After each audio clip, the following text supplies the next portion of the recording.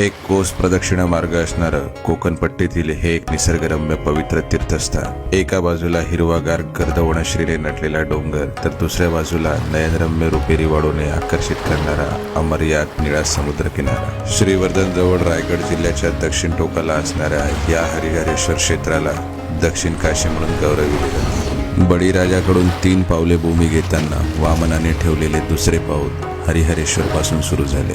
आख्यायिकेनुसार पांडव बंधूंपैकी एक असलेल्या भीमाने एक मोठा दगड मंदिराच्या मार्गात उभा राहिल्याने त्याचे 2 वेगवेगळे तुकडे केले। या हरिहरेश्वर क्षेत्राच्या दक्षिण दिशेला व उत्तर दिशेला 12 ज्योतिर्लिंग स्थाने आहेत।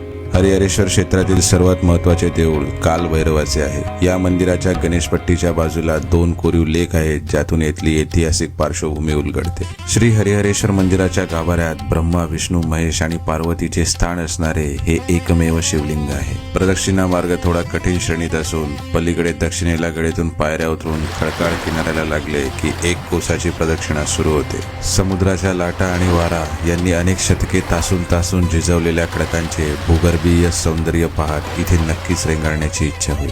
मंदिराच्या आवारात मन बळकट करणारे सुंदर हनुमान मंदिर आहे। महर्षी अगस्त्य ऋषी यांना याच ठिकाणी आत्मशांतीचा अनुभव आला। तर अद्वितीय स्थापत्यकला आणि निसर्गरम्य समुद्र किनारा असणाऱ्या या दक्षिण काशी हरिहरेश्वर मंदिराला नक्की भेट द्या।